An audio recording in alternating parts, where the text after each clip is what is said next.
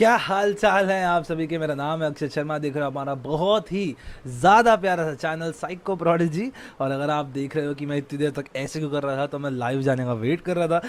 क्या हाल चाल है आप सभी के। दिस इज़ हमारा लेसन नंबर 2, ये हमारी सेकंड लाइव स्ट्रीम है फॉर चैप्टर नंबर 4 का वन शॉट। और वन शॉट के लिए, क्योंकि चैप्टर लंबा है इसलिए सेकंड पार्ट बनाना पड़ेगा। कल हमने 1.5 घंटे की क्लास करी थी, 12 बजे से 1:30 बजे तक। आज हम कोशिश करेंगे कि बाकी का जितना चैप्टर है उसे हम अच्छा लंबा लंबा तरीके से कर लें। See, there is a lot to hear in this. There is a lot to understand. Therefore, the best practice would be कि आप हमारी वीडियो देखो, और वीडियो देखने के बाद आप, सिंपल सी बात है, हमारे वीडियो के साथ नोट्स बनाते रहो। तो जो जो आ रहा है सबसे पहले तो हेलो हेलो बोलते जाएगा, है ना। तो हमने लास्ट क्लास के अंदर क्या किया जी, हमने सबसे पहले तो पिछला पूरा चैप्टर कर लिया, which is pretty long, not gonna lie. काफ़ी कुछ था इसमें समझने को। सबसे पहले हमने समझा what are the 4 Ds, deviance, क्या, deviance, danger, dysfunction and distress. तो ये हमारे 4 Ds होते हैं फॉर साइकोलॉजिकल डिसऑर्डर। कोई भी चीज़ को साइकोलॉजिकल डिसऑर्डर बोलना है, किसी भी स्टेट ऑफ बीइंग को, तो उसके अंदर ये 4 Ds होने बहुत ज़रूरी हैं। उसके बाद हमने समझा कि एबनॉर्मल बिहेवियर किसे कहते हैं भाई, तो इसे एबनॉर्मल बिहेवियर भी कह देते हैं। उसके बाद हमने बात करी कि स्टिग्मा क्या होता है, राइट। What is stigma. अगर मैं आपसे बात करूं तो स्टिग्मा होता है कि हमारे जो साइकोलॉजी के अंदर बहुत सी दिक्कतें हैं, उन सब के साथ जो चीज़ें अटैच्ड है, all the stigma which is attached, that is लोगों की गलत सोच जो अटैच्ड है अराउंड साइकोलॉजिकल डिसऑर्डर्स, वो यहाँ पे हम उसके बारे में बात करते हैं। ठीक है जी, बहुत बढ़िया शुभांशु जी, आई होप आप लेके आओ, और लेके आओगे तो हमारा ही सीना चौड़ा होगा।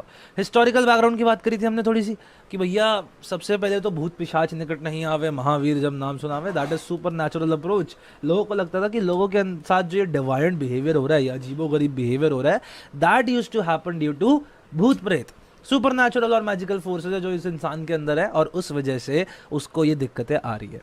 उसके बाद क्या देखा हमने, उसके बाद हमने देखा एक्सॉर्सिज्म, यानी भूत प्रेत निकालने का बाय काउंटर मैजिक, काला जादू के खिलाफ सफ़ेद जादू कर दिया, और प्रेयर्स करी बहुत सारी। आपको पता, आपने बहुत सी हॉरर मूवीज़ देखी ही होंगी, हर हॉरर मूवी के अंदर ऐसा कुछ होता ही होता है।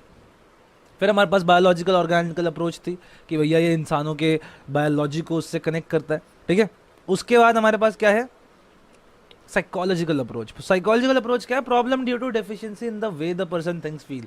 तो भैया आप जैसे सोच रहे हो, इस दुनिया को समझ रहे हो और कैसे फील कर रहे हो, अगर उसके अंदर थोड़ी डेफिशिएंसी है तो ये कहते हो उससे साइकोलॉजिकल डिसऑर्डर हो जाता है। ऑर्गेनिज्मिक अप्रोच, गेलन साहब की बात थी। अब उसके बाद हमने बताया था आपको मिडिल एजेस थी, मिडिल एजेस के अंदर क्या क्या हुआ था, कि किस किस बंदे ने, जोहान वेयर आए फिर उसके बाद, ठीक है जी। So there was a lot of things which happened, कि भैया जोहान वेयर आए, और क्या हुआ, उन्होंने रेनेसांस पीरियड के अंदर कहा कि ये जो लोग हैं उनको मेडिकल अटेंशन चाहिए यार, emphasize psychological conflict and disturbed interpersonal relationship as the cause of psychological disorder. ये सब हमने लास्ट क्लास में किया ही था। उसके बाद हमने क्या किया, उसके बाद एज 17 और 18 सेंचुरी में age of reason and enlightenment आई। लोगों ने साइंटिफिक मेथड को अपनाना शुरू किया, और लोगों ने कहा ये भूत पिशाच, ये भगवानों पे बिलीव करना कि साइकोलॉजिकल डिसऑर्डर ठीक हो जाएगा, उससे बाहर आते हैं, लेट्स एक्चुअली वर्क टुगेदर। और हम वर्क टुगेदर करके क्या करते हैं, लोगों को एक अच्छी वो देते हैं, लाइफस्टाइल देते हैं, ठीक है। नाउ उसके बाद क्या हुआ भाई, उसके बाद भी बहुत कुछ हुआ, लेट्स सी। और यहाँ पे हमारा कैमरा थोड़ा सा एरर कर रहा है, सो जस्ट अ सेकेंड।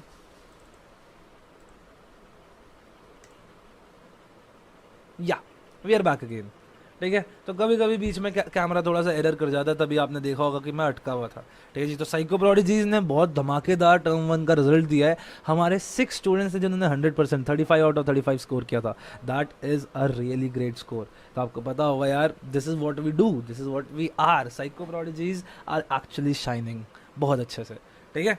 चलो भाई आगे चलते हैं। Age of reason and enlightenment, scientific method आ गया था, डोगमा और फेथ को उन्होंने हटा दिया, सिंपल सी बात है। उसके बाद देखा हमने, बहुत कुछ देखा, रिफॉर्म मूवमेंट, डी इंस्टीट्यूशनलाइजेशन, सब पढ़ा हमने। क्लासिफिकेशन करी DSM-5 ICD-10 के अंदर। फिर ये सारे मॉडल पढ़े, जिनमें सबसे ज़्यादा इंपॉर्टेंट कौन से मॉडल्स हैं, सोशियो कल्चरल मॉडल सबसे ज़्यादा इंपॉर्टेंट है, और दूसरा डायथेसिस स्ट्रेस मॉडल बहुत ज़्यादा इंपॉर्टेंट है।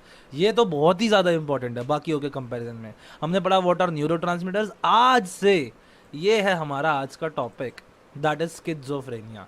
स्किज़ोफ्रेनिया का किस किसने नाम सुना हुआ है। हाय दीक्षित जी, हाल हेलो भैया, एक रिक्वेस्ट है, एक सेशन पर्टिकुलर चैप्टर पर मोस्ट इंपॉर्टेंट टॉपिक्स अलग से, ठीक है जी बना दूंगा।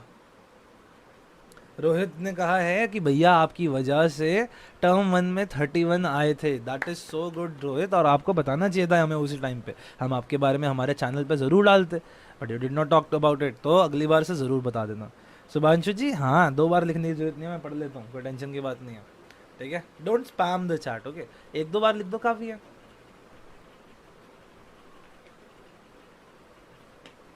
आओ भाई, चलो बच्चों शुरू करते हैं हमारा बहुत ही अमेजिंग सा चैप्टर का स्किज़ोफ्रेनिया। स्किज़ोफ्रेनिया का किस किसने नाम सुना है भाई, बताओ। Who all have heard about schizophrenia? Me कर देना, yes sir me, yes sir me, है ना। तो स्किज़ोफ्रेनिया एक टाइप ऑफ साइकोलॉजिकल डिसऑर्डर है, ठीक है। स्किज़ोफ्रेनिया एक टाइप ऑफ साइकोलॉजिकल डिसऑर्डर है, और इसके अंदर आप सोचोगे कि ये क्या सिर्फ एक डिसऑर्डर है? जी नहीं, ये सिर्फ एक डिसऑर्डर नहीं होता। For example, schizophrenia is a very important descriptive term for a group of psychotic disorders, very important। एक ग्रुप है, this is also known as an umbrella term। umbrella term क्या होती है? umbrella के नीचे अलग अलग, ये देखो ये umbrella है हमारा, इसके अंदर अलग अलग disorders हैं। ये सारे जो disorders हैं ये सब के सब किस नाम के अंदर आ रहे हैं?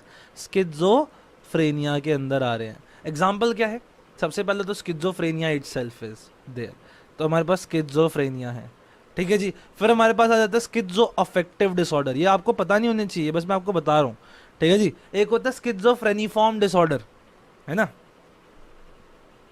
स्किज़ोफ्रेनिफॉर्म डिसऑर्डर, ऐसे करके एक और होता है। फिर कुछ आ जाता है delusional disorders. However delusional disorder जो है it is not schizophrenia, but again it's a psychotic disorder, है ना।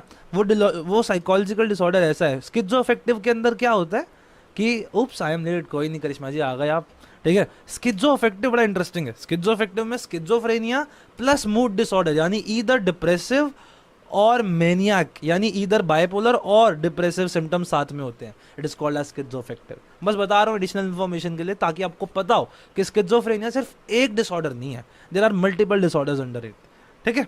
तो हमने पढ़ी पहली बात कि it's a group of psychotic disorder. अब ये साइकोटिक डिसऑर्डर क्या होता है ये समझ आना like is the one of the most important and challengeful thing.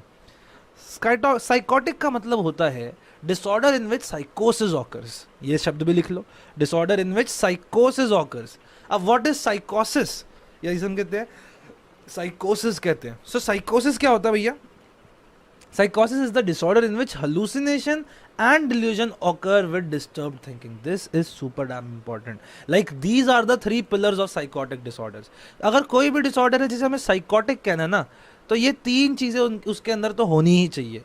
Delusion क्या होता है अभी पढ़ेंगे, hallucination, और इसको कहते हैं हम disturb speech and thinking, but हमने सिर्फ डिस्टर्ब थिंकिंग लिखा है एनसीईआरटी ने, तो हम वही लिखेंगे कि इसको कहते हो डिस्टर्ब्ड स्पीच एंड थिंकिंग। अगर ये तीन चीज़ें किसी में हो रही हैं, मिनिमम ये तीनों होनी ही चाहिए, ठीक है जी। अब हो सकता है इनमें से कोई एक हो, इनमें से कोई दो हो, depending upon the criteria of DSM-5। जैसे DSM-5 कहता है कि इन तीन में से एटलीस्ट दो तो होनी चाहिए, यानी either delusion disturb thinking, either delusion with hallucination, either hallucination with disturb thinking, ऐसे ऐसे करके, ठीक है। सो ये तीनों तो होते ही बहुत ज़्यादा इंपॉर्टेंट है, ये साइकोटिक डिसऑर्डर्स की नींव खड़ी करते हैं, ठीक है। तो व्हाट आर साइकोटिक डिसऑर्डर? जिनके अंदर साइकोसिस होता है ना, और वो क्या करते हैं भैया? जिनके अंदर हेलुसिनेशन, डिल्यूजन और डिस्टर्ब थिंकिंग होती है। एक इंपॉर्टेंट चीज़ है, it is also a debilitating disorder. Debilitating का मतलब क्या होता है? इसका मतलब है ये हमारे affects every domain of life. अगर आप ये सोचो, जैसे सपोज आपको कोई स्किन की डिजीज़ है ना, या सपोज किसी बंदे को STD है, सेक्सुअली ट्रांसमिटेड डिजीज़ है, तो उसकी सेक्सुअल इंटरकोर्स के अंदर दिक्कत है, बट क्या उसकी जॉब के अंदर दिक्कत है? May be not. क्या उसके सोशल लाइफ में दिक्कत है? I don't feel so. उसका एक ही लाइफ में। वहीं स्किज़ोफ्रेनिया एक ऐसी चीज़ है जो हर डोमेन ऑफ लाइफ को अफेक्ट करता है, यानी इंसान के रिलेशनशिप्स भी खराब होते हैं, उसकी हेल्थ भी ख़राब होती है, उसकी ऑक्यूपेशन पे असर पड़ता है, उसकी इंटेलिजेंस लो हो जाती है, उसकी पर्सनालिटी पे असर पड़ता है। सो जीवन के हर एक डायमेंशन को ये बर्बाद कर देता है। इतना खतरनाक है हमारा schizophrenia as a disorder. Hey I hope आपको ये वीडियो अच्छी लग रही है about class 12 board exam. Well आपको पता है CUET UG का एग्जाम 8 मई से स्टार्ट हो रहे हैं। दोज आर दी एग्जाम जिनको आपको क्रैक करना जरूरी है to get a great college for psychology. Well psychology domain की the best classes are back again. 1 month crash course starting from 5th of April is from psycho prodigy. हमारे पिछले सालों में इतने सारे टॉपर्स रह चुके हैं in CUET and you can be one as well with my 1-to-1 guidance friends, आप हमारा अमेजिंग क्रैश कोर्स अभी ज्वाइन कर सकते हो, लिंक यहाँ पे फॉर ऑल द डिटेल्स। अब हम जितने भी साइकोलॉजिकल डिसऑर्डर्स पढ़ेंगे, हम उन सब के क्या पढ़ेंगे? सिम्टम्स पढ़ेंगे। क्या पढ़ेंगे? सिम्टम्स पढ़ेंगे। जैसे कोरोना के सिम्टम्स क्या होते थे भाई?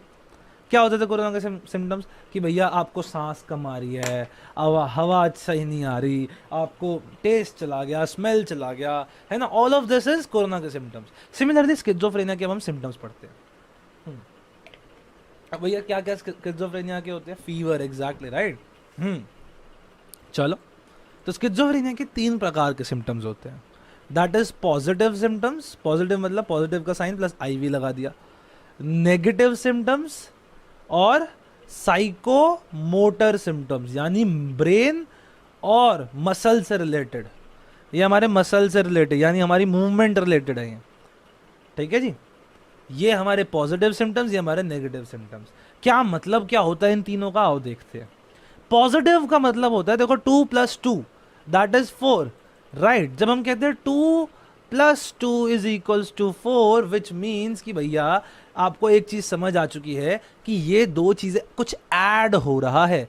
पॉजिटिव का मतलब कुछ ऐड हो रहा है, that is what happens in positive symptoms. Addition of something weird and unusual in the behaviour. बंदे के नॉर्मल बिहेवियर के अंदर कुछ वियर्ड एंड अनयूजुअल सा ऐड हो चुका है, that is what happens here. अच्छा जी, दूसरी चीज क्या होती है वियर्ड एंड अनयूजुअल के साथ? नेगेटिव क्या है? नेगेटिव ऑपोजिट है, removal of something normal from behaviour. इंसान जैसे नॉर्मल एक्ट करता है वो नॉर्मल भी एक्ट नहीं कर रहा। फॉर एग्जाम्पल, इसके अंदर एक चीज आती है फ्लैट अफेक्ट। फ्लैट अफेक्ट का मतलब है हम नॉर्मली हम इमोशंस दिखाते हैं, राइट। हम गुस्से वाले इमोशंस दिखाते हैं, हम एंग्री होते हैं, हम सैड होते हैं, we show so many emotions, right. तो all this emotions we are able to show them. But suppose आप इमोशन दिखाने ही बंद कर दो, that is what happens in flat affect. तो फ्लैट अफेक्ट क्या है? एक पॉजिटिव सिम्टम है, नेगेटिव सिम्टम है? एक नेगेटिव सिम्टम है। क्यों? क्योंकि नॉर्मल जो चीज थी वो जा रही है। पॉजिटिव सिम्टम्स में क्या होता है? जो वियर्ड चीज है वो आ रही है नॉर्मल बिहेवियर के अंदर, समझे। फॉर एग्जाम्पल हलूसिनेशन, आम आदमी सब ठीक है लेकिन उसे कुछ नई नई चीजें दिख रही हैं। और आखिर में बचते हैं साइकोमोटर, जो कि होते हैं बॉडी मूवमेंट रिलेटेड। आपकी मूवमेंट ठीक नहीं है, ये सब समझते हैं। सबसे पहले पॉजिटिव सिम्टम्स पे आता है। यहां तक की बात समझ आई सबको? यहां तक की बात समझ आई क्या?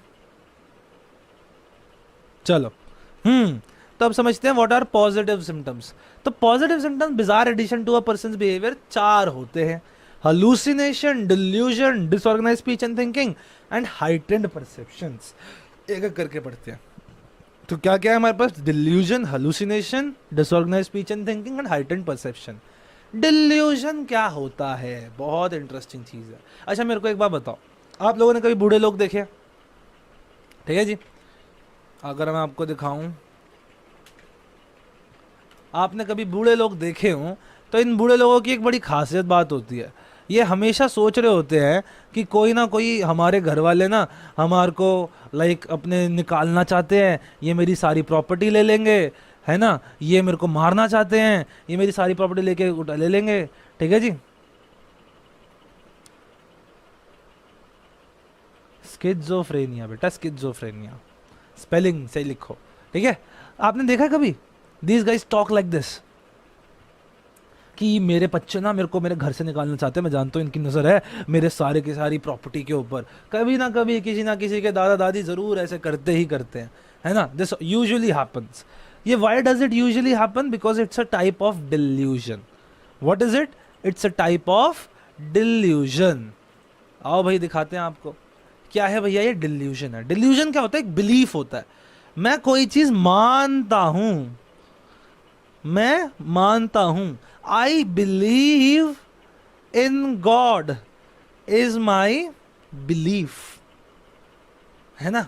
और यही बिलीफ अगर गलत हो, if it is a false belief which is held on inadequate grounds, एक तो पहली बात जो आप बिलीव कर रहे हो वही गलत है, और दूसरी बात जिस बेसिस पे आप उसे कर रहे हो ना कि हाँ मैं इस चीज को इस वजह से मानता हूं, वो वजह भी एकदम गलत है। अगर वो दोनों चीजें ही गलत है, आप किसी चीज को बहुत दिल से ही मानते हो और वो चीज कंप्लीटली ही फॉल्स है, उसको तब हम क्या कहते हैं कि डिल्यूजन है। फॉर एग्जाम्पल आपको फील हो रहा है कि कोई मेरे को मारना चाहता है, मुझे लग रहा है कोई मेरे को चेज कर रहा है पीछे से और वो मेरे अंदर चक्कू लगा देगा और मेरे को मार देगा, है ना, और आपको ये बिलीफ है, लेकिन एक्चुअल में ऐसा कुछ नहीं हो रहा। तो इस केस में क्या है, ये there is a false belief that you have and it is held on inadequate grounds. मतलब आपने कहा कि नहीं नहीं मेरे को ऐसा फील हो रहा है, उस दिन मैं सड़क से जा रहा था, मेरे पीछे कोई चल रहा था। अबे सड़क पे तो सबके पीछे कोई ना कोई चलता है। So you have taken it a very wrong sense, right? So that is what happens here. So delusion are important है, डेफिनेशन याद करनी।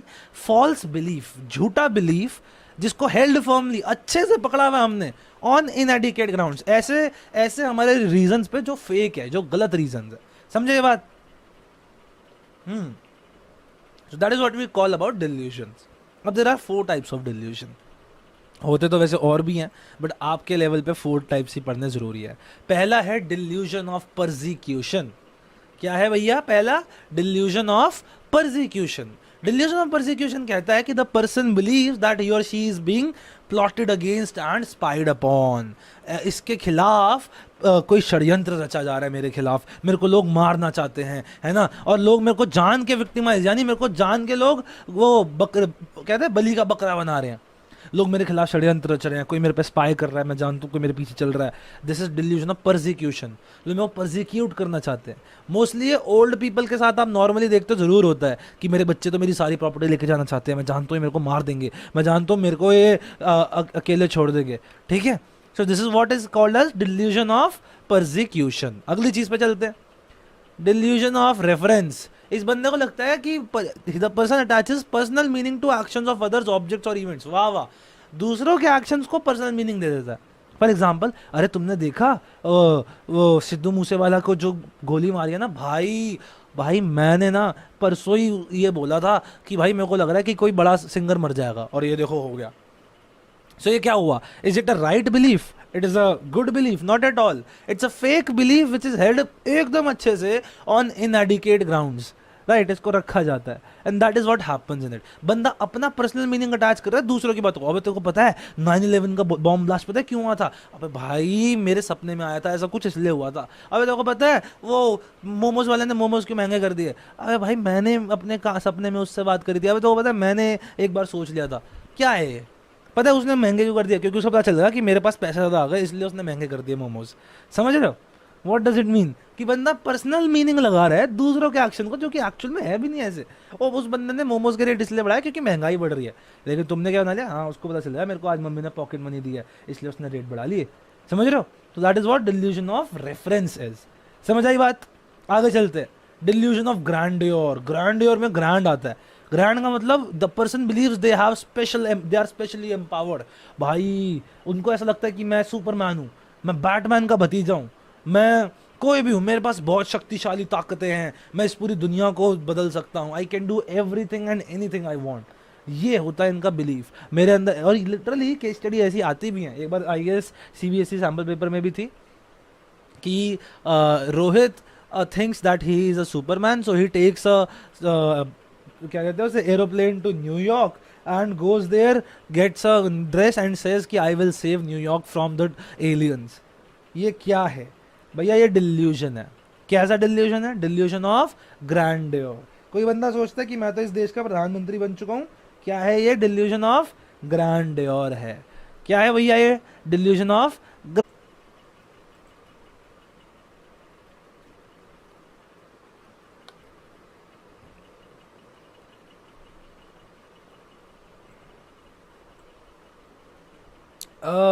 आई hope I am back again. So यहाँ पे शुभांशु जी कह रहे, पहली बात तो लाइट चली गई थी यार हमारी, so I am really sorry for that. Point is भैया आपने कुछ टॉपिक्स छोड़ दिए जैसे dissociative disorder, amnesia, depressive disorder. बेटा हम NCERT के थ्रू नहीं चल रहे, ठीक है? हम अपनी बुक को हमने इस तरीके से बनाया है ताकि बच्चे के लिए ईजियर हो जाए। पहले वो उन टॉपिक को पढ़ ले जिनमें मज़ा भी आता है, और दूसरी बात वो टॉपिक जो थोड़े बड़े हैं। मैं छोटे छोटे करा दूँ, एक से बड़ा करा दूँ तो कोई फ़ायदा नहीं होता। We have made our book like this so that हमारी बुक इस तरीके से बनी है बच्चे को ईजी टू अंडरस्टैंड हो। समझे? तो यहाँ पे लाइव स्ट्रीम थोड़ी देर के लिए स्टॉप हो गई थी। आई am really really sorry for that. कभी कभी ग्रहण लग जाता है, कभी कभी नसीब खराब होता है, तो उठ चढ़े आदमी को भी कुत्ता काट जाता है। तो खैर कोई गल नहीं, कोई लोड नहीं। Kids are back again, that is what we want भाई। जोश होना चाहिए, पढ़ने की चाहत तो इंसान कुछ भी कर सकता है। ठीक है, चलो डिल्यूजन ऑफ ग्रैंडियर, बंदा ने क्या सोचा था, बंदा has believe in themself to be specially empowered. बंदा अपने आप को सोचता है वो बहुत ज्यादा स्पेशली एम्पावर्ड है भाई, उसमें शक्तिशाली ताकतें हैं, वो दुनिया को बदल सकता है, ये कर सकता है, वो कर सकता है, ये सारे उसके बिलीव्स है। ठीक है, उसके बाद आ जाती है एक फाइनल चीज, फाइनल चीज क्या आ जाती है, डिल्यूजन ऑफ, आप लोग बताओ, एक सेकेंड थोड़ा सा ब्राइटनेस ले आते हैं। Delusion of control.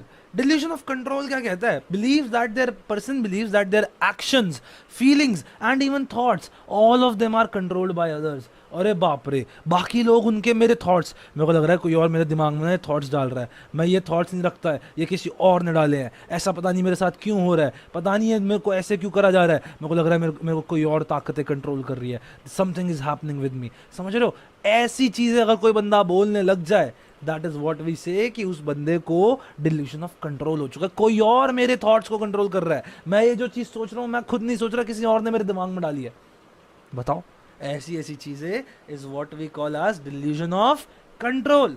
तो 4 प्रकार के डिल्यूजन पढ़े हमने, कौन से पढ़े जी, डिल्यूजन ऑफ परसिक्यूशन। डिल्यूजन क्या, इसके अंदर क्या है, बंदा सोच रहा है कि कोई मेरे को लोग मारना चाहते हैं, मेरे को परसिक्यूट करना चाहते हैं, प्लॉट अगेंस्ट कर रहे हैं, स्पाई कर रहे हैं मेरे ऊपर।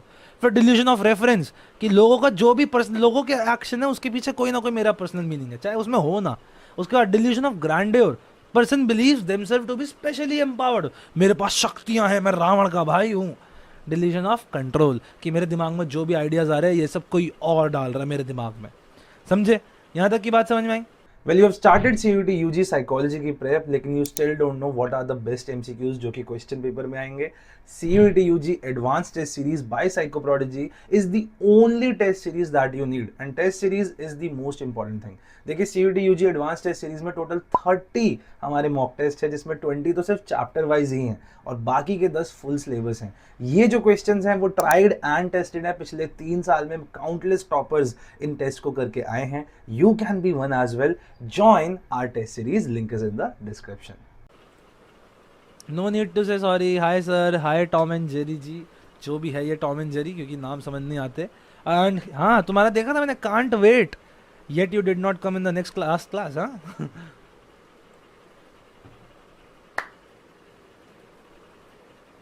चलो, लेट्स टॉक अगेन, आगे चलते हैं सेकंड पॉजिटिव सिम्टम पे। पॉजिटिव सिम्टम कुछ अजीबोगरीब ऐड हो रहा है, ये बड़ा इंटरेस्टिंग है। This is called as formal thought disorder. क्या कहते हैं इसे हम, इसको कहते हैं हम फॉर्मल थॉट डिसऑर्डर।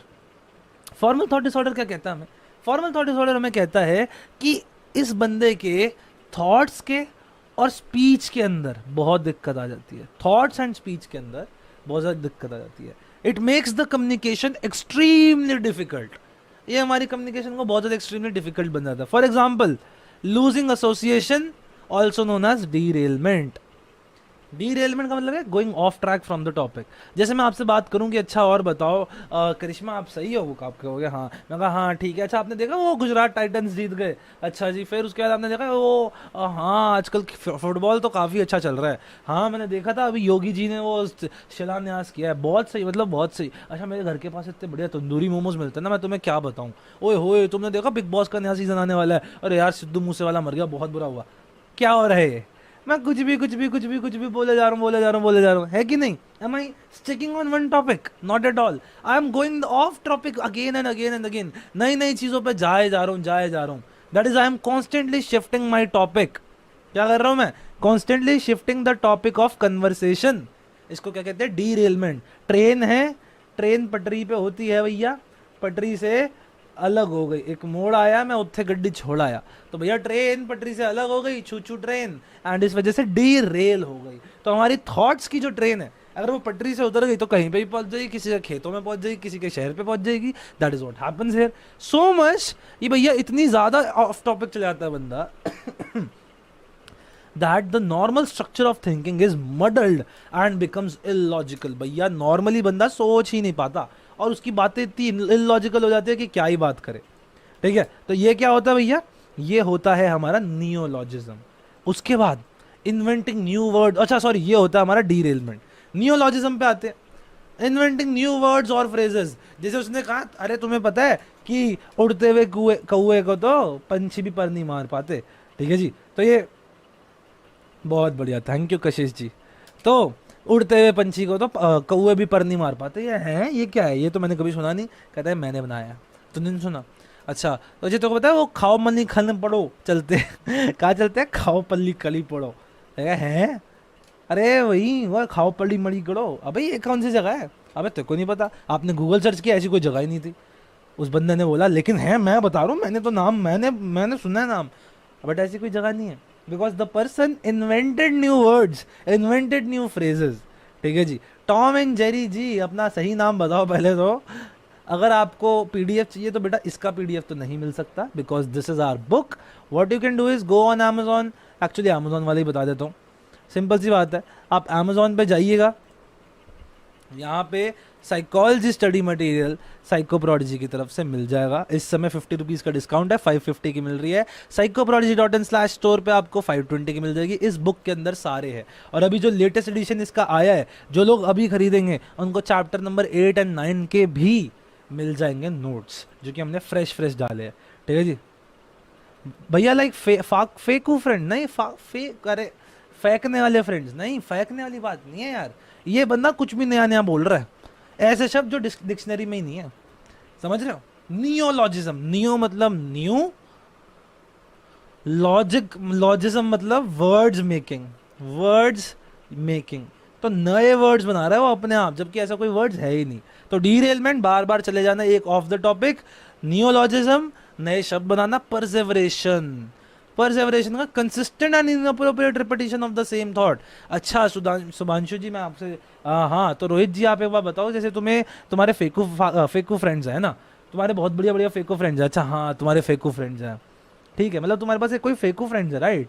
अच्छा, तो मैं तुम्हें बता रहा था कि तुम्हारे पास फेकू फ्रेंड्स है।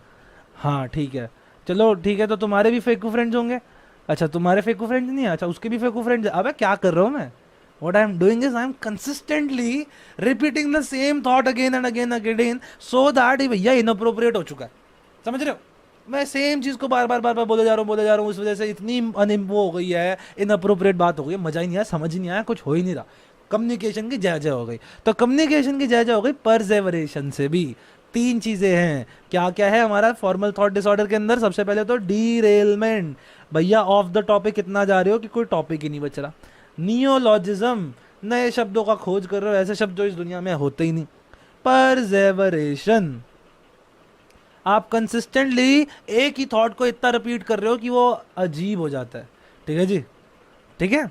तो चलो भाई, ये बात हो गई आपकी सेकंड पॉजिटिव सिम्टम की। थर्ड पॉजिटिव सिम्टम पे आते हैं, दैट इज हलूसिनेशन। अब ये हलूसिनेशन सबसे क्रीपी एंड वियर्ड चीज होती है ना? नियरली हर हॉरर मूवी के अंदर आपको हलूसिनेशन के बारे में तो दिख ही जाता है। क्या दिखता है भैया? कि hallucination is the perception that occurs in absence of external stimuli. अच्छा जी, ये देखो, ये थोड़ी इंपॉर्टेंट तरीके से समझने वाली बात है। This is the perception which occurs in absence of stimuli. अच्छा जी, एक एग्जांपल लेते हैं, जैसे कि मैं यहाँ पे हूँ भाई, जैसे ये कार है। So this is BMW Z3 Roadster 1995 edition, एकदम latest. I mean it's not latest, it's an antique car, और ये बहुत ही अच्छा मॉडल है। मतलब ये देखो, इसका हुड भी खुलता है। आई पर्टिकुलरली लाइक इट, है मेरा बचपन का टॉय है, मेरे को मिला था। सो ये देखो, सो यहाँ पे देख रहे हो, इसके डोर्स भी खुलते हैं दोनों। इसके ऊपर पहले ये कन्वर्टेबल कार है तो बहुत कुछ था। एनीवेज, एग्जॉस्ट है, नीचे पूरा डिजाइन है, so very great toy model. Now आपको ये कार दिख रही है? बताओ, आपको ये कार दिख रही है क्या? मेरे ख्याल से आपको ये कार दिख रही है, और मेरे को भी ये कार दिख रही है। क्यों दिख रही है? क्योंकि ये कार एग्जिस्ट करती है। ठीक है, ये कार एग्जिस्ट करती है। लेकिन सपोज एकदम से क्या हो जाए, आपको कार दिख रही है मेरे हाथ में, लेकिन मेरे हाथ में कार नहीं है। दिख रही है आपको ये कार? मैं आपको बोलूँ, देखो ये मेरी दूसरी कार है ब्लू कलर की, और इसके आप ये देख सकते हो, इसके पीछे देखो, नीचे की साइड ये है, इसका मुंह ऐसा है, देखो इसके भी ये खुलता है, इसके भी ये खुलते हैं, देख रहे हो? तो ये सब हो रहा है। अब आप कहोगे सर आप पागल हो गए हो क्या? क्या होगा आपको? That is what is hallucination. मुझे कोई चीज़ दिख रही है, मुझे कोई चीज़ महसूस हो रही है अपने हाथ में, जो एग्जिस्ट नहीं करती। It is all about perception, it is all about perception. वो था बिलीफ, मैं कोई चीज़ मानता हूँ। हलूसिनेशन होती है कि ये चीज़ एग्जिस्ट करती है कि नहीं करती, मेरे को स्टिल वो चीज़ दिख रही है, वो चीज़ सुनाई दे रही है, वो चीज़ सूंघने में आ रही है, वो चीज़ टच करने में आ रही है। समझ रहे हो? That is the difference. Hallucination is about sensory organs. मेरी आंखों को दिख रहा है कि मेरे सामने इंसान खड़ा है, लेकिन इंसान नहीं है। मेरे कानों को सुनाई दे रहा है दो बंदे बात कर रहे हैं, लेकिन कोई दो बंदे ऐसे है ही नहीं जो बात कर रहे हो। मेरे को नाक से सूंघ मैंने आ रहा है कि वाह मम्मी ने शाही पनीर बनाया है, लेकिन शाही पनीर नहीं है। कौन सा भूल भुलैया वाला सीन? 2 नहीं देखी मैंने, 1 का बताओ।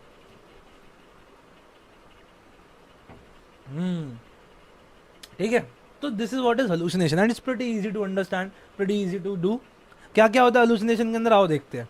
सबसे पहला नंबर 1, ऑडिटरी हलूसिनेशन। 2 आवाजें सुनाई दे रही है। It is one of the most common type of hallucination, auditory hallucination. Hearing sounds और वॉइसेस, आपको आवाजें आ रही है कोई अजीबोगरीब, या फिर साउंड्स आ रही हैं और वॉइसेस आ रही हैं। अब ये वॉइसेस 2 प्रकार से हो सकती हैं। हो सकता है ये देखो, आपको सुनाई दे कि ये 2 वॉइसेस एक दूसरे से बात कर रही हैं, that is third person hallucination. Voices talking to each other about the person, ये बंदे हमारे बारे में बात कर रहे हैं, लेकिन हमसे बात नहीं कर रहे, that is third person hallucination. वहीं सेकंड पर्सन हेलुसिनेशन क्या होती है? Voices talking directly to them, भैया वो सीधा मुझसे ही बात कर रही हैं, एक काम कर, अपनी छत के ऊपर जा और खुद को मार ले, ऐसे ऐसे बात कर रही है ना? तो अजीबोगरीब आवाज़ें आ रही है, एकदम से आपके कानों में आ रही है, ladies and gentleman the food is ready and serve, please proceed to the dining area. आप कह रहे हो अरे मेरे घर में ये शादियों वाला कहाँ से चल गया, है ना? तो ऑल ऑफ दिस हैपेंस। ये क्या है? Second person hallucination. एक काम कर, अपने आप को ये चक्कू दिख रहा है, तेरे डोर पे कोई आ रहा है, उसको पकड़ के मार दे। अब आप सोचोगे सर आप कैसी गंदी बातें कर रहे हो, बट ये वॉइसेस ऐसी ही बातें करती हैं। डू यू नो स्किज़ोफ्रेनिया के अंदर there is 50%, can you imagine, 50% suicide rate. 50% schizophrenic लोग सुसाइड कर लेते हैं, आधे लोग तो खुद ही जान ले लेते हैं अपनी। समझ रहे हो? ऐसा एक सीआईडी के एपिसोड में था, मैंने वो एपिसोड नहीं देखा, लेकिन अगर तुमने वो एपिसोड देखा है तो मुझे लिंक भेज देना। ठीक है, तो this is what happens in it. Now ये हो गई auditory hallucination, second person, third person. अब बाकी सारी वेरी इजी है।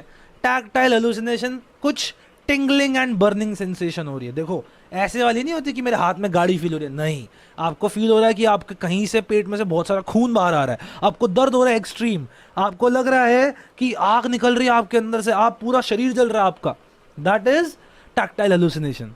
दूसरी चीज सोमैटिक हेलुसिनेशन। भैया सोमैटिक हेलुसिनेशन क्या होती है? समथिंग हैपनिंग इनसाइड बॉडी, आपको लग रहा है मेरे पेट के अंदर एक एनाकोंडा चल रहा है, मेरे दिमाग के अंदर कीड़े चल रहे हैं, मेरी नाक के अंदर ऐसा खून बह रहा है, अजीबोगरीब चीजें फील होती हैं, कुछ भी नॉर्मल फील नहीं होता इसमें। ठीक है, या दैट इज टेरिबल एडिक्शन, है ना? सोमैटिक हेलुसिनेशन ये हो गई। Visual hallucination, one of the most common ones. क्या होता है विजुअल हेलुसिनेशन के अंदर भैया? ये होता है कि you see somethings, this perception of colours, people और even objects. Colour, people, objects, इन सब का परसेप्शन होता है, एक्सेप्ट देम, कि वो प्रेजेंट है नहीं, वो प्रेजेंट नहीं होता, लेकिन हमें तब भी वो चीज़ दिख रही है, फील हो रही है, महसूस हो रही है, तो दिखने वाला विजुअल हेलुसिनेशन है। गस्टेटरी, क्या हो रहा है भैया? फूड और ड्रिंक टेस्टिंग स्ट्रेंज। सोचो एक दिन आप पी रहे हो सपोज मैंगो शेक, और आपको मैंगो शेक टेस्ट करने लग जाए जैसे आप पेट्रोल पी रहे हो, कितना वियर्ड हो जाएगा, आपका जीवन ही ऐसा हो जाएगा अजीब सा, ये क्या होगा मेरे साथ, right? That is what happens here, and that is what is gustatory hallucination. That is what is gustatory hallucination. अच्छा, एक और प्रकार की होती है, कौन सी होती है पता है किसी को? तो ये होती है ऑल्फैक्टरी हेलुसिनेशन। ऑल्फैक्टरी हेलुसिनेशन का मतलब क्या है भैया? स्मेल वाली, आपको स्मेल ऑफ गैस आ रही है, स्मेल ऑफ पेट्रोल आ रही है ना? वो की तब जब ऐसी कोई चीज़ प्रेजेंट ही नहीं है। समझ रहे हो? तो ऑल्फैक्टरी हेलुसिनेशन इसे कहते हैं। तो these are 6 types of hallucination, everyone of you should know them, should learn them, it is super damn important. बात समझ आई यहाँ तक? एक घंटे बाद एक ब्रेक लेंगे, ठीक है? चलो, एक आ गया हमारा fourth positive symptom, that is, अब हम कहते हैं ना हाइटेंड परसेप्शन। तो ये हाइटेंड परसेप्शन का मतलब एक और इंटरेस्टिंग है यहाँ पे, inappropriate affect. It is not a part of negative symptom, it's a part of positive symptom, पता होना चाहिए। इनएप्रोप्रिएट अफेक्ट क्या भैया? इनअप्रोप्रिएट अफेक्ट, इसका मतलब क्या, emotions are unsuited to the situation. भैया किसी के फ्यूनरल पे गया, वहां पे जोर जोर से हंसने लग गया, एकदम ऐसे, एकदम अच्छे से हंसने लग गया, ठीक है। वहीं एक कॉमेडी शो देखने गया, तो वहां पे क्या करने लग गया, बहुत जोर जोर से रोने लग गया, एकदम जोर जोर से ऐसे ऐसे रोने लग गया, ठीक है। क्या ये इसके जो इमोशंस हैं, क्या ये उस जगह के साथ इंक्लूडेड वो हैं, सिंक में है? जी बिल्कुल भी नहीं है। जगह कैसी है, बंदा कैसे एक्ट कर रहा है, that is what happens here, right. तो इन अप्रोप्रिएट एफेक्ट का मतलब है गलत जगह पे गलत इमोशन दिखा रहा है, जहां हंसना चाहिए वहां रो रहा है, जहां रोना चाहिए वहां पे हंस रहा है। चलो भाई, सारे पॉजिटिव सिम्टम्स सबको समझ आए? क्या क्या थे भैया? सबसे पहले हलुसिनेशन था, क्लीन अप करते हैं थोड़ा सा। क्या क्या है भैया? सबसे पहले आपके पास हलुसिनेशन था, उसके बाद डिल्यूजन था, उसके बाद डीरेलमेंट, परसेवरेशन, नियोलॉजिज्म, और उसके पास यही सब है। और उसके बाद इनअप्रोप्रिएट अफेक्ट, इनअप्रोप्रिएट अफेक्ट, ये होते हैं पॉजिटिव सिम्टम्स। हम इतना ज़्यादा स्किज़ोफ्रेनिया पे जोर क्यों देते हैं? क्योंकि भैया schizophrenia is one of the most important topics from this whole chapter. Schizophrenia एक ऐसा डिसऑर्डर है जिसके ऊपर nearly 90% of the clinical psychologist सबसे ज़्यादा इंटरेस्टेड होते हैं, क्योंकि स्किज़ोफ्रेनिया है ही इतना वियर्ड। हम इसको सबसे ज़्यादा हमारी सोसाइटी में मूवीज़ वगैरह में देखते हैं, राइट। देयरफॉर काफ़ी लोग स्किज़ोफ्रेनिया पे काम करते हैं, यस, जोकर मूवी की तरह, एग्जैक्टली रोहित, ठीक है।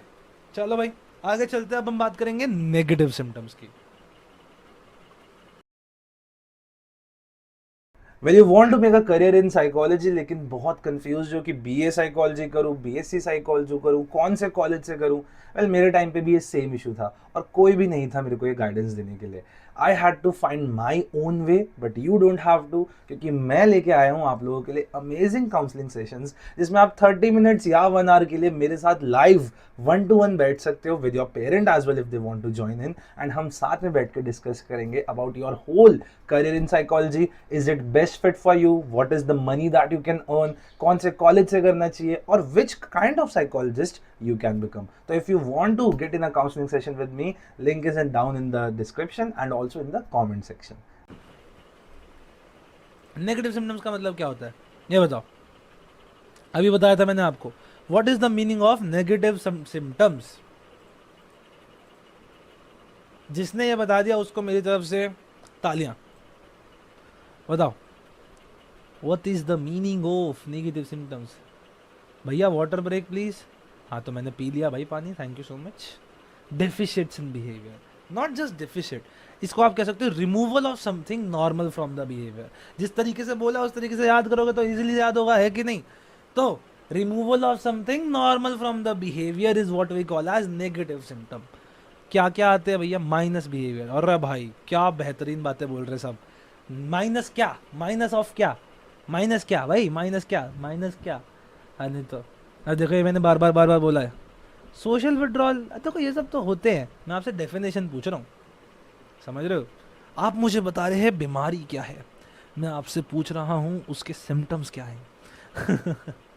ठीक है। चलो आगे चलते हैं, नेगेटिव सिम्टम्स में शुरू करते हैं। रिमूवल ऑफ समथिंग नॉर्मल, ज़्यादा बड़ा नहीं है, एक छोटा सा ही है, इसके बाद एक हम थोड़ा सा ब्रेक लेंगे। चलो, एलोजिया। एलोजिया क्या होता है? Poverty of speech. Alogia, logy याद है? लॉजी, लॉजिया हमेशा स्पीच में आता है, वर्ड्स में आता है। एलोजिया, बंदे ने बोलना ही बंद कर दिया।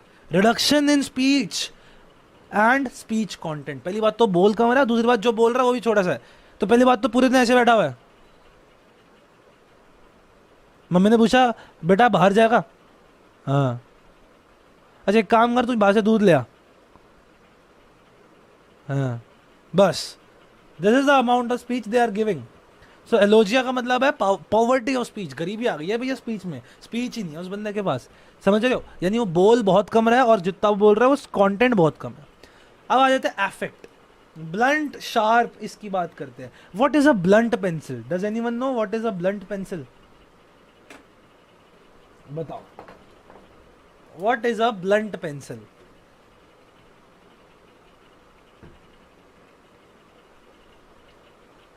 बताओ, पता है किसी को? ऐसी हमारी पेंसिल जिसकी नोक शार्प होती है, या बड़ी गोल मटोल से हो जाती है जिसमें लिखने में मज़ा नहीं आता?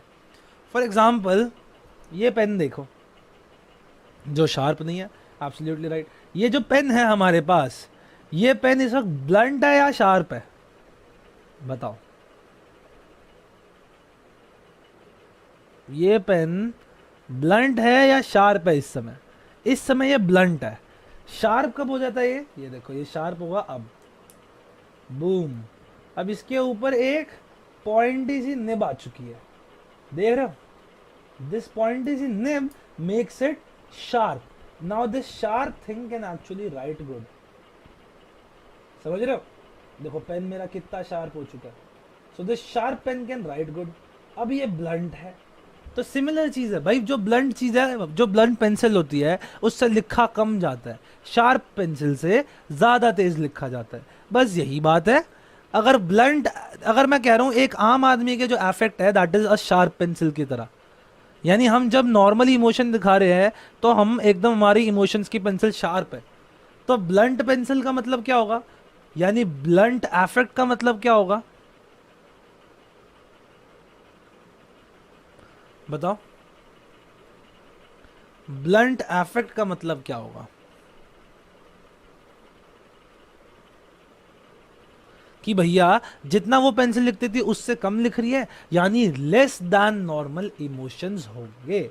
लेस देन नॉर्मल इमोशंस होंगे, not no emotions. No emotion पता है कब होती है?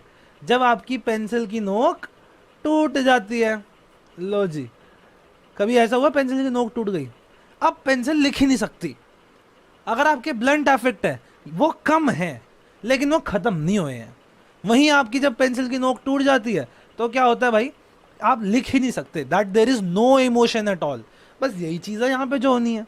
ये देखो, यही चीज़ यहाँ पे होगी। क्या होगी? आओ देखते हैं। सबसे पहले तो ब्लंटेड अफेक्ट, यानी show anger, sadness and other feelings less than the most people do. ठीक है जी, less than most people do.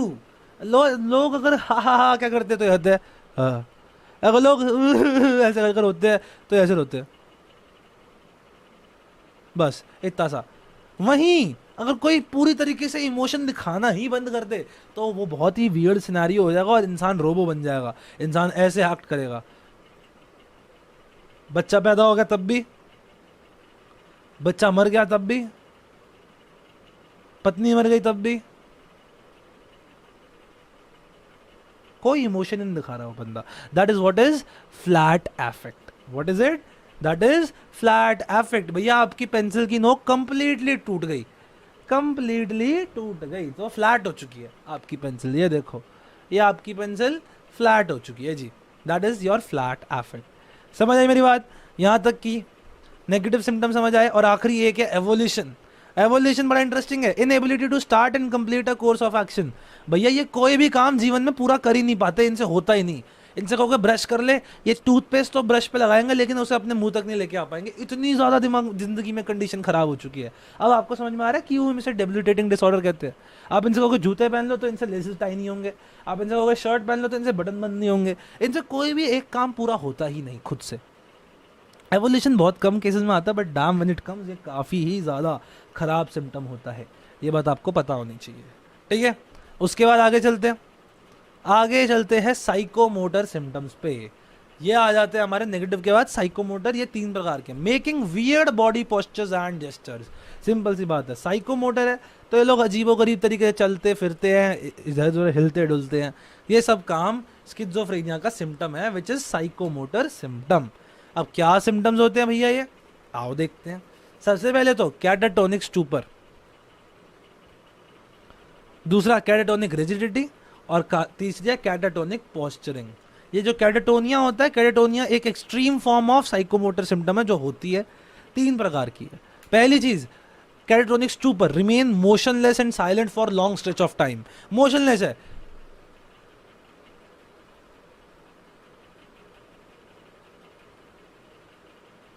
आपको लगेगा कि मेरी स्ट्रीम अटक गई, बट स्ट्रीम नहीं अटकी, मैं मोशनलेस एंड साइलेंट था। इस चीज़ को आप 4-5 घंटे तक कर दो तो सोचो कितना अजीब हो जाएगा।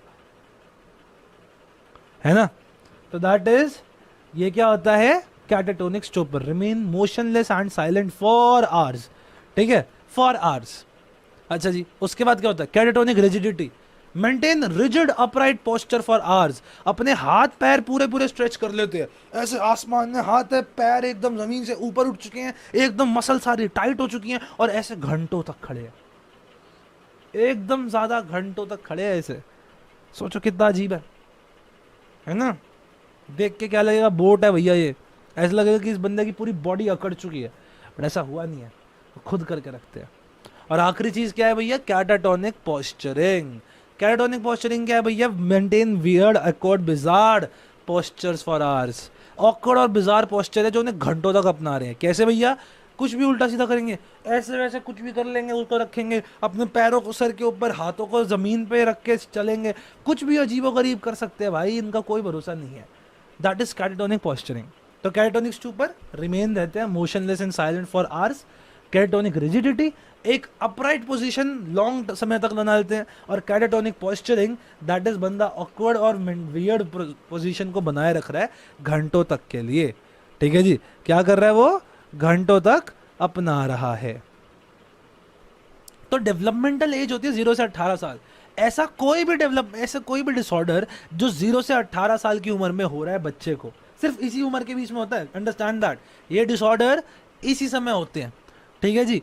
और सिम्टम्स अब आते हैं जब बच्चा सपोज फर्स्ट क्लास में है, सेकंड क्लास में है, प्री प्राइमरी में है, नर्सरी में है, ठीक है जी। तो ये सब इस उम्र में होता है, और यही होते हैं हमारे न्यूरो डेवलपमेंटल डिसऑर्डर्स। इनका भी हमारे जीवन पे बहुत ज़्यादा इफेक्ट होता है। क्या क्या होते हैं, जैसे आपको नाम पता चलेगा आपको समझ आ जाएंगे। सो इनके बारे में 2-3 चीज़ें समझनी बहुत इंपॉर्टेंट है, ये याद करनी important. Neuro developmental disorders manifested during early stages of development, 0 से 18 साल की। Symptom of affair before the child enter school, या तो बच्चा स्कूल जाने से पहले दिख जाता है, या फिर during early stages of schooling. और ये हमारी social life, academic life, occupation, इन सब को खराब कर देता है, काफी खराबी करता है। Point is neuro developmental disorders कौन से, ये देखो ये रहे, अब आपको समझ आ जाएंगे। ADHD, autism spectrum disorder, specific learning disorder, intellectual disability.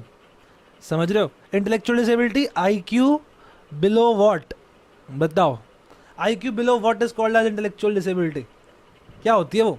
दूसरी चीज है एडीएचडी, ये इनमें से एक जो था वो ईशान को था, तारे जमीन पर वाले, and that was specific learning disorder, जिसका नाम क्या है, कौन सा होता है वो, कौन सा होता है, डिसलेक्सिया।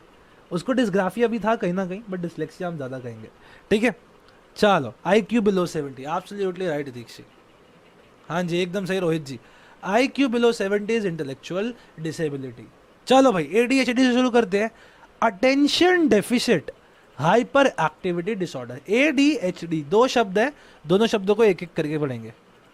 अटेंशन डेफिसिट, अटेंशन की कमी, अटेंशन की कमी है भैया। हाइपर एक्टिविटी, नॉर्मल एक्टिविटी है, जैसे मैं ऐसे हूँ, देखो मैं नॉर्मली ऐसे चल रहा हूँ, मैं ऐसे ऐसे चलता हूँ, मैं नॉर्मल ऐसा हूँ, तो मैं ऐसे ऐसे हाइपर एक्टिविटी कर रहा हूँ, ठीक है, दैट इज हाइपर एक्टिविटी। एकदम मेरे में जोश आ गया कि मैं कुछ भी करूँगा, जैसे रेड बुल पीते ही लोगों के अंदर आ जाता है, जैसे सब में नहीं आता, बट मूवीज वगैरह में दिखाते हैं ना, जल्दी जल्दी काम कर, इधर उधर भाग रहे हैं, कुछ भी कर रहे हैं, एमलेसली भाग रहे हैं इधर से उधर, बहुत इधर बोल रहे हैं, कुछ भी कर रहे हैं, that is hyper activity. Attention deficit, एक जगह पर अटेंशन ही नहीं दे पा रहे भाई, बात कर देखते देखते हाँ कहीं और, कोई टीचर पढ़ा रही है नहीं पढ़ पा रहे, बैठा नहीं जा रहा है इनसे, इतने हाइपर एक्टिव है, पेपर देते हुए बैठ नहीं पाते, खड़े हो जाते एकदम से, पेपर देते देते खड़े हो जाते, ऐसी चीज़ें होती है भाई इनके साथ। तो ये ऐसे बच्चों के साथ बड़ी दिक्कत होती है, और ये काफ़ी ज़्यादा कॉमन डिसऑर्डर है, खासकर स्कूल चिल्ड्रन के अंदर। ऑब्वियसली जो स्कूल जाते हैं तभी तो पता चलता है कि बच्चा अटेंशन पे ही नहीं कर पा रहा। Fun fact, when you become a teacher, teacher बनने के लिए आपको बीएड करनी पड़ती है, राइट, आपको करनी पड़ती है बीएड। बीएड के अंदर लिटरली एक सेमेस्टर में तो पूरा यही समझाते हैं what are the different psychological disorders जो बच्चों को हो सकते हैं इस उम्र के। तो उसके अंदर डिसलेक्सिया, डिस्ग्राफिया, एडीएचडी, सारे न्यूरो डेवलपमेंटल डिसऑर्डर उन्हें भी पढ़ाए जाते हैं। इवन एमबीए, भाई साइकोलॉजी हर जगह है, तुम जब आगे कॉलेज लाइफ में जाओगे ना, कोई ना कोई कहीं ना कहीं साइकोलॉजी पढ़ ही रहा होता है। साइकोलॉजी इतनी इंपॉर्टेंट है ह्यूमन समझने के लिए।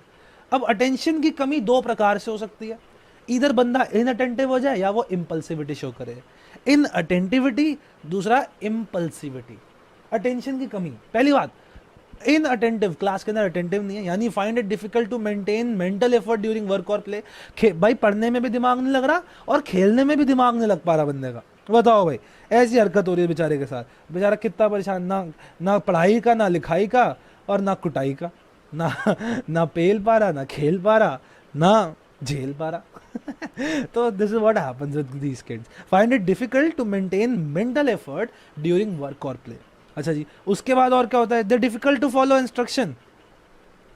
उनको लगता है, जैसे ईशान का केस याद है, कहीं ना कहीं अगर हम कोमॉर्बिडिटी में देखें तो ईशान को कहीं ना कहीं अटेंशन की डिफिशियंसी भी हो रही थी, ठीक है। जैसे जब टीचर ने बोला Ishaan open your book chapter 4 page 37 second paragraph first line, तो ये इंस्ट्रक्शन फॉलो करने में बड़ी दिक्कत हो रही है कि भाई पेज नंबर 34, फिर पैराग्राफ नंबर 2, लाइन नंबर 1, ये कैसे समझ आएगी, ये आती है ऐसे में, ठीक है। तो ADHD वाले बच्चों को डिफ़िकल्टी होती है इंटेंशन पे करने में, इंस्ट्रक्शंस फॉलो करने में, कंसंट्रेट नहीं हो पाता इनसे, बहुत इजीली डिस्ट्रैक्ट हो जाते हैं चीज़ों में। जैसे ईशान जब क्लास में था, आपको मैं थोड़ा सा एग्जांपल दूँ तो याद है, वो क्लास में बैठे बैठे चिड़ियाओं को देखने लग जाता था, चिड़ियाओं के अंडों को देखने लग जाता था। बस वही चीज़ इधर भी हो रही है। Quick to lose interest in boring activities, इन लोगों को बोरिंग एक्टिविटी कराना बहुत ज़्यादा मुश्किल है, समझ रहे हो। तभी ईशान कोने में जाके अपनी खुद की बोर्ड बनाने लग जाता है, उसे लगता था क्या यार ये बोरिंग काम है, मैं अपना कुछ करता हूँ। तभी वो स्कूल से भी भाग गया था। All of this does happen, समझ रहे हो, all of this does happen. So this is ADHD का इनअटेंटिविटी पार्ट। दूसरा आ जाता है इम्पल्सिविटी। इम्पल्सिविटी का मतलब क्या है, बंदा इम्पल्सिस पे काम कर रहा है, थिंक बिफोर एक्ट नहीं कर पा रहा। भैया आपको कोई बंदा पे गुस्सा आ रहा है, सपोज आप स्कूल में हो, तो क्या आप उसे सीधा रख के मुक्का मार दो? कई बच्चे मार देते हैं, कई बच्चे सोचते ही नहीं मारने से पहले किसी को भी, तो that is they are not able to think before they act. So इन बच्चों को सिखाना पड़ता है कि how to think before they act. उसके बाद फाइंड इट डिफिकल्ट टू एक second, find it difficult to wait for their turn. भाई साहब लाइन में लगे हुए, अपनी टर्न के लिए रुका नहीं जाता इनसे। ये ऐसे होते हैं, नहीं मेरे को तो जल्दी, मैं कंट्रोल नहीं कर सकता, मेरे को जल्दी जाना है। इंपल्सिव इतने ज़्यादा होते हैं। और आखिरी में resisting immediate temptation and delaying gratification is impossible for them। भैया मोमोज खाने तो अभी मोमोज खाने ही खाने हैं, पैसे नहीं है तो चुरा लूंगा, लेकिन मैं मोमोज खा के रहूंगा। इतनी ज़्यादा टेम्पटेशन इनके ऊपर चढ़ जाती है, ये अपनी ग्रेटिफिकेशन ऑफ नीड्स, ग्रेटिफिकेशन मतलब फुलफिल करना नीड्स को रोक ही नहीं पाते। मेरा मन कर रहा सोने का, मैं अभी क्लास में सो जाऊंगा, मेरी टीचर पढ़ा रही है, मेरा मन है नाचने का, मैं अभी नाच लूंगा। तो दो चीज़ें होती है अटेंशन डेफिशिएंसी के अंदर, इनअटेंटिविटी यानी मेंटेन नहीं कर पा रहा फोकस वर्क और प्ले में, इंस्ट्रक्शन फॉलो नहीं कर पा रहा, कंसंट्रेट नहीं कर रहा, डिस्ट्रैक्ट हो रहा है बहुत इजीली, इंटरेस्ट बहुत जल्दी लूज कर रहा है। दूसरी तरफ इम्पल्सिविटी, इम्पल्सिव है, सोच समझ के डिसीजन नहीं ले रहा, जल्दबाजी में ले रहा है, सोच नहीं रहा बिफोर थिंकिंग, बिफोर एक्टिंग, तो थिंक बिफोर एक्ट नहीं कर रहा। डिफिकल्ट है इसके लिए मेंटेन, जो भी उसकी टर्न आ रही है उसके लिए वेट करना, इमीडिएट टेम्पटेशंस को रोकना, और आखिर में अपनी ग्रेटिफिकेशन ऑफ नीड्स को भी रोकना। तो ये तो था अटेंशन की डेफिशिएंसी वाला पार्ट। आई होप आपको ये वाला पार्ट समझ आया हो। आगे चलते हैं, आगे है हाइपर एक्टिविटी। आगे क्या है, हाइपर एक्टिविटी। हाइपर एक्टिविटी क्या होती है भैया, hyper activity is constantly in motion. भाई हाइपर एक्टिव है, इनमें हद से ज़्यादा एनर्जी आ गई, किसी में हद से ज़्यादा एनर्जी है तो वो इधर से उधर एमलेसली घूमता रहेगा ना, जैसे किसी पंखे का मोटर ऑन करके छोड़ दियो। बस यही चीज़ इनके साथ भी होती है। इनके साथ ऐसा हो जाता है कि ये भाई पंखे की मोटर ऑन कर दियो और ये घूमे जा रहे हैं, घूमे जा रहे हैं, घूमे जा रहे हैं। तो बस यही चीज़ है, कॉन्स्टेंटली इन मोशन, मतलब पूरा टाइम घूमते रहते हैं। Sitting still through a lesson is impossible for them. तभी आपने देखा होगा आजकल यूट्यूब पे रील्स पे बड़े ज़्यादा वो आते हैं फिजेट स्पिनर्स के, फिजेटिंग उनके। कई बच्चे होते हैं जो बस एज ए पेन ऐसे ऐसे करते रहते हैं, है ना। तो ये जो बच्चे ऐसे ऐसे पेन कर रहे हैं उनको भी ये बहुत बड़ी दिक्कत है। अच्छा, कई बच्चे होते हैं जिनको कुछ ना कुछ फिजेट करना पड़ता है, उनकी इम्पल्सिविटी है, तो वैसे फिजेट लेके आते हैं क्लास में, समझ रहे हो, अपनी जो एनर्जी है उसको निकालने के लिए। कई बच्चे पैर बहुत हिलाते हैं, दैट इज़ अगेन उसके, इवन तो पैर हिलाना डज नॉट मीन कि तुम्हारी अंदर हाइपर एक्टिविटी है, वो हो सकता है आपकी आदत भी बन चुकी हो। अच्छा जी, पेरेंट्स और टीचर्स कहते हैं ये ड्रिवन बाय मोटर है, ऐसा है इसके अंदर कोई मोटर फिट हो रखी है तो कभी थकता ही नहीं है। जब भी कोई बच्चे के बारे में माता पिता बोला नहीं तो कभी थकता ही नहीं है, तो उधर से घूमते रहता है, पूरा दिन खेलता रहता है, बातें करते रहता है। चाइल्ड में fidget around the room aimlessly, ऐसे हाथ करके कैसे भी उड़े जैसे हवाएं सनन सनन, इधर से उधर घूम रहा है पागलों की तरह, ऐसे घूमे जा रहा है। उस बच्चे को कोई फिक्र ही नहीं है, इधर से उधर बस घूमे जा रहा है ना। Always on the go and talk incessantly, हर वक्त जल्दबाजी में होते हैं और बातें तो मतलब बिना रुके करते रहेंगे, नॉन स्टॉप बातें करवाते रहो इनसे। That is what ADHD is. ठीक है, तो दो चीज़ें ADHD में, पहली चीज़ है हाइपर एक्टिविटी, दूसरी है अटेंशन की डेफिशिएंसी। दूसरी क्या है? अटेंशन की डेफिशिएंसी है। क्या आपको ADHD समझ आया पूरा? समझ में आया क्या?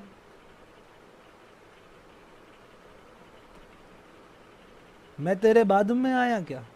समझ आया?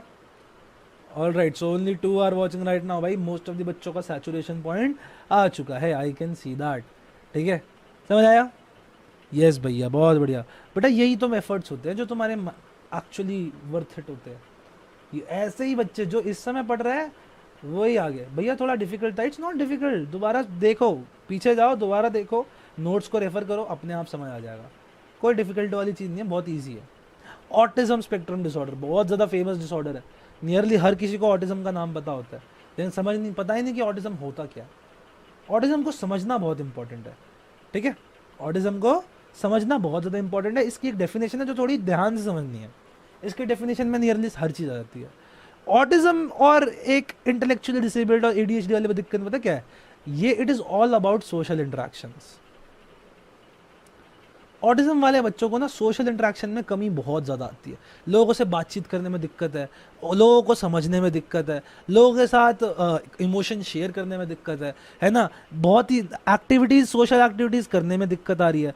ऐसा करने में इन्हें बहुत ज़्यादा दिक्कत हो रही है। ये सब में इन्हें बहुत ज़्यादा ही दिक्कत हो रही है। That is what happens in autism spectrum. तो there is widespread impairment. Widespread मतलब जैसे ये, अगर ये इतना बड़ा बॉक्स है तो ये छोटी सी दिक्कत है, ये पूरे में फैल चुकी है। बहुत ज़्यादा वाइडली स्प्रेड दिक्कत है ये, बहुत ज़्यादा वाइडली स्प्रेड। इन बच्चों के मतलब जीवन में नॉर्मल चीज़ें बहुत कम रह जाती है। So it is a wide spread impairment. किस चीज़ में? Very important, in social interaction and communications. ठीक है जी, तो पहली बात तो सोशल इंटरेक्शन में, स्किल में, ठीक है जी, कम्युनिकेशन स्किल में। स्टीरियोटाइप बिहेवियर, स्टीरियोटाइप मतलब एक ही बिहेवियर बार बार करे जा रहे हैं, तो इनका स्टीरियोटाइप्ड बिहेवियर हो जाता है। ठीक है जी, उसके बाद इंटरेस्ट एंड एक्टिविटीज़, तो इनके स्टीरियोटाइप बिहेवियर है, वही चीज़ बार बार करना चाहते हैं। स्टीरियोटाइप्ड इंटरेस्ट है, वही 2-4 चीज़ों को बार बार देखेंगे, वही 2-4 चीज़ों को, एक्टिविटीज़ को करेंगे, और यही एक्टिविटीज़ का भी हाल है। तो autism is all about social interaction, ये चीज़ याद रखना, तभी याद रहेगा। याद करने वाली चीज़ है ये। कैरेक्टरिस्टिक्स की बात करते हैं। अब ये सिम्टम्स आ गए।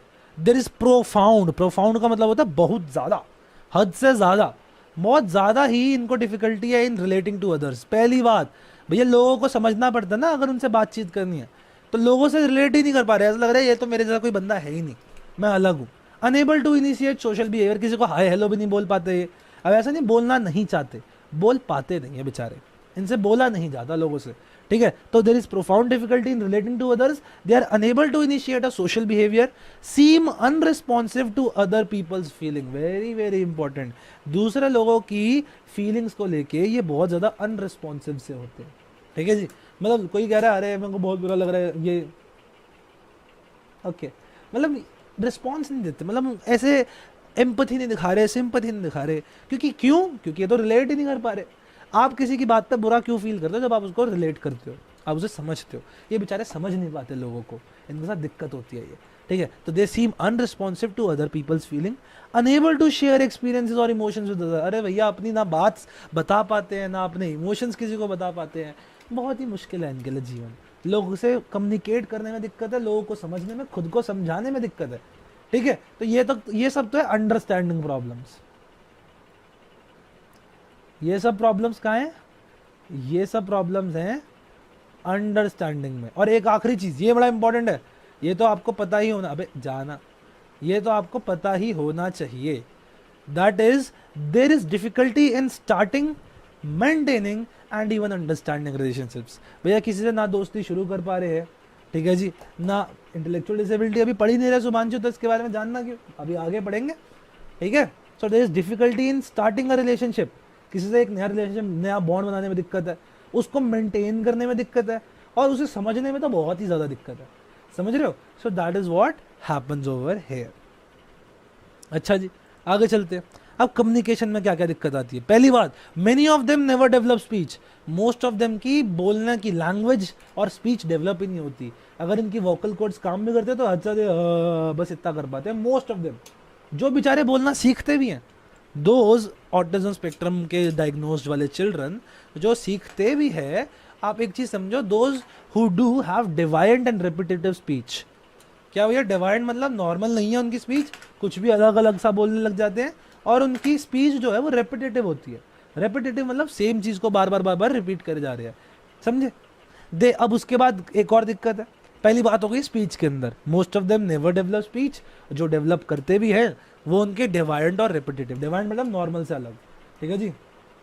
बेटा जी अभी हम न्यूरो डेवलपमेंटल डिसऑर्डर्स के अंदर पहले हमने ADHD किया, फिर हम अभी ऑटिज्म स्पेक्ट्रम कर रहे हैं। अब हम जब उस पे आएंगे इंटेलेक्चुअल डिसऑर्डर्स पे, तभी तो हम इंटेलेक्चुअल डिसऑर्डर्स की बात करेंगे, इंटेलेक्चुअल डिसेबिलिटी की बात करेंगे।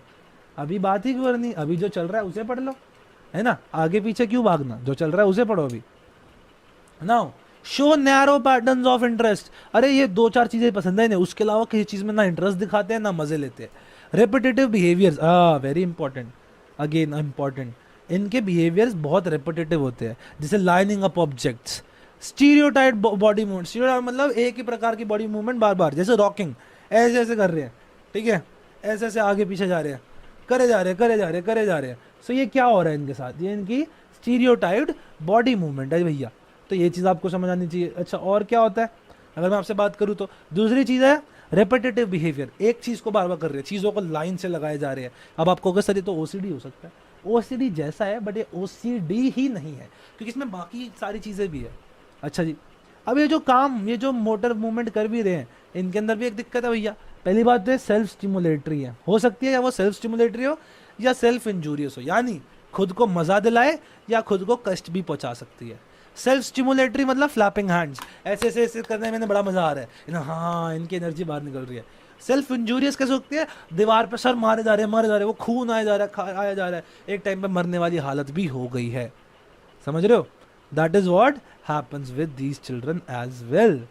तो this is what happens in autism spectrum. Communication में प्रॉब्लम है, नैरो पैटर्न्स ऑफ इंटरेस्ट है, रेपिटेटिव बॉडी मूवमेंट्स है ना, और क्या है भैया, और यही है, लोगों को समझने में दिक्कत है, एक नया रिलेशनशिप मेंटेन स्टार्ट और अंडरस्टैंड करने में दिक्कत है, अपने एक्सपीरियंस शेयर करने में, दूसरे की बातों को रिलेट करने में, हर चीज़ में दिक्कत आती है।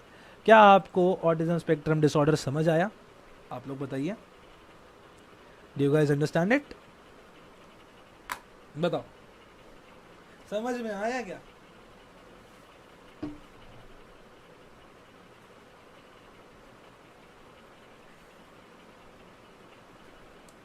हाँ भैया, बाकी लोग भी बताएं, करिश्मा को भी समझ आया, और बताओ।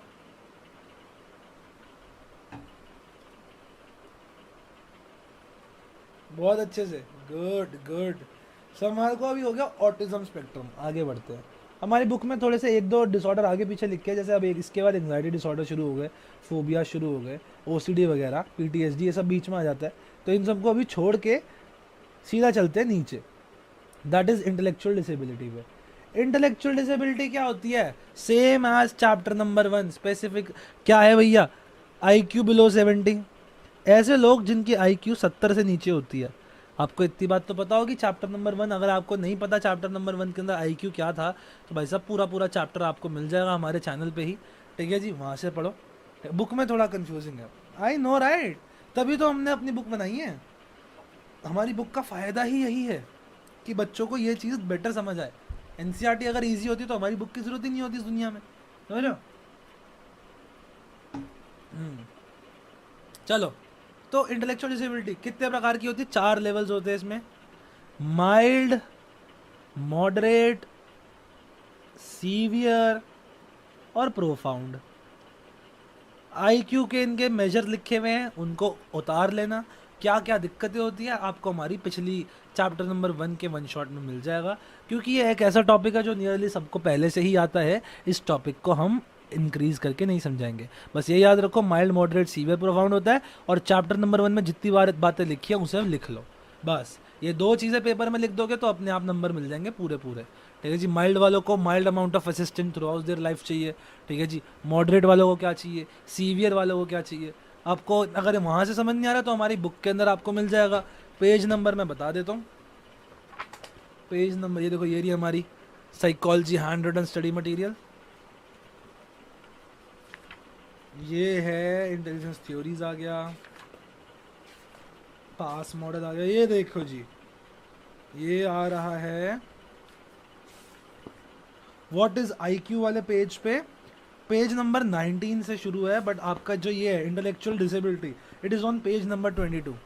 ये देखो पेज नंबर 22 पे इंटेलेक्चुअल डिसेबिलिटी है, अच्छे से इसको यहाँ से ज़रूर पढ़ लेना पूरा पूरा, किसने दी है, क्या बोला है, माइल्ड मॉडरेट सीवियर प्रोफाउंड कैसा होता है, तो कितनी कितनी मेहनत से लिखा हमने, माइल्ड कैसा होता है, मॉडरेट कैसा होता है, सीवियर कैसा होता है। तो इसको वहाँ से पढ़ना, वहीं से पढ़ने में ज़्यादा मज़ा आएगा। ठीक है भैया, चलो अब बढ़ते हैं आगे। आज के देखा जाए तो लास्ट टॉपिक पर चलते हैं, क्योंकि बाकी सारे फिर थोड़े ज़्यादा हो जाएंगे। ठीक है, types of aggression, eating disorders अगली बार जो अगली क्लास लेंगे हम, अब ये देखते हैं कल लें या फिर हम आज ही करें, डिपेंड करता है। ठीक है, क्योंकि शाम का टाइम मेरी क्लासेस पर अगेन है, देखते हैं। अभी चलते हैं specific learning disorders. Individual experiences difficulty, देखो difficulty in processing perceiving information efficiently and accurately. Basically पढ़ाई नॉलेज ना वो प्रोसेस कर पा रहे ढंग से, ना वो ढंग से उसे परसीव कर पा रहे हैं। तो that is what happens in specific learning disorders. अच्छा जी, क्या क्या होते हैं? 3 प्रकार के हमारे को है जो ढंग से किताब में लिखे नहीं है बट आपको पता होने चाहिए। Dyslexia, dysgraphia, dyscalculia. होता है इसका पूरे, इन सब का एक पूरा नाम है स्पेसिफिक लर्निंग डिसऑर्डर। ठीक है जी, ठीक है। लेकिन जो ये है स्पेसिफिक लर्निंग डिसऑर्डर, ये इसके अंदर 3 चीज़ें होती हैं, डिसलेक्सिया, डिसग्राफिया, डिसकैलकुलिया। ठीक है जी, आओ भाई बात करते हैं। तो डिसलेक्सिया क्या होता है? Learning disability. डिसलेक्सिया क्या है? लर्निंग, किताब को समझने में। ठीक है जी, वर्ड्स को समझने में समझ नहीं आ रहे, ए डी दिख रहा है, डी सी दिख रहा है, पढ़ने में दिक्कत आ रही है। एक चीज़ देखो, डिसलेक्सिया इज ऑल अबाउट आपको रीडिंग में दिक्कत है, समझ आ रहे हैं, उल्टे शब्द लिखे हुए हैं, मतलब समझ नहीं आ रहा, दैट इज लर्निंग डिसेबिलिटी यानी डिसलेक्सिया। डिसग्राफिया, ग्राफी मतलब राइटिंग, नहीं राइटिंग डिसेबिलिटी। बच्चा डी को बी लिख रहा है, बी को डी लिख रहा है, पी को बी लिख रहा है, पी को डी या डी को पी लिख रहा है ना। एम को एन लिख रहा है, एन को एम लिख रहा है, जेड को ऐसे बना रहा है। ठीक है जी, सी को ऐसे बना रहा है। तो अगर हमसे माई क्लास, तो देखो ऐसे बच्चा लिख रहा है, उल्टे सीधे शब्द लिख रहा है, समझ रहा है। तो ये होता है डिसग्राफिया। डिसकैलकुलिया क्या होता है? बच्चे को मैथमेटिकल कैलकुलेशन करने में दिक्कत है। अब आप कहोगे सर मेरी मैथ्स तो खराब है, मतलब मेरे को डिसकैलकुलिया है। जी बिल्कुल नहीं, आपको 2+2=4 तो आता है ना, बच्चे से वो भी नहीं हो पा रहा। तो कैलकुलेशन में बहुत ज़्यादा डिफिकल्टी आ रही है। Child tends to perform less than his age. 7 साल का बच्चा, 7th क्लास का बच्चा है और उससे 3rd क्लास की मैथ्स नहीं हो रही। अब आप समझ सकते हो दिक्कत है। Empire performance in occupation, performance dependent on the related skill. Very important.